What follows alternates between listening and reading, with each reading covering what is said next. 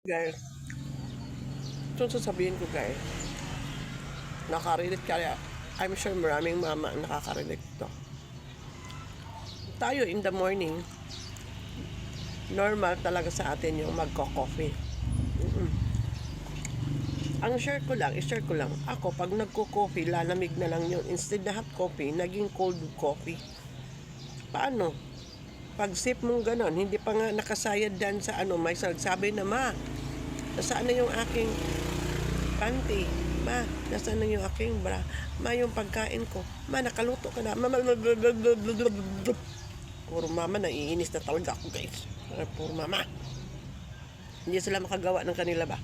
Pero pag sila guys, ma, yung milk ko ma, malalaki na yung mga anak ko, nagtatrabaho na. Pag sila, timplahan mo, ang sarap ng inom nila, hot-hot pa yung iniinom nila.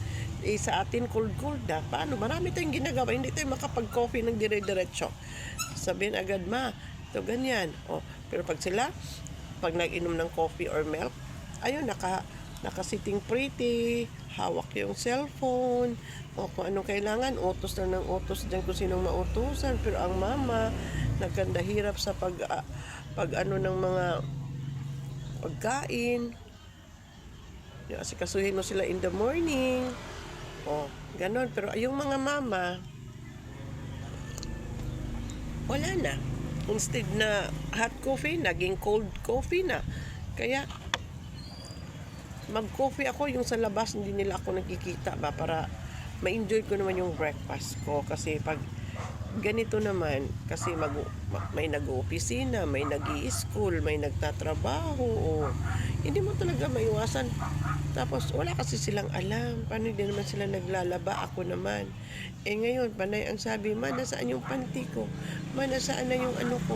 Ma, nasaan na yung ano ko, yung mga ganyan ba, daming mga, hindi nila alam nagko-coffee ako. Siyempre, pag sabihin kong nandyan lang, nasabihin din naman, ma, hindi ko nakita mo, wala naman, nandyan lang sa harap nakahangir, Diyos mio. Gusto ko siguro, pag ako'y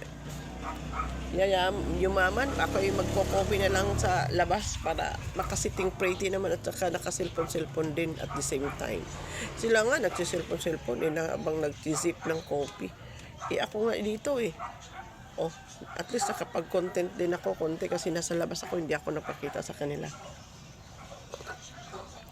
Kaya lang yung buhay ko pag nakaalis na sila in the morning, pupunta na sila lahat sa work. Ako na lang.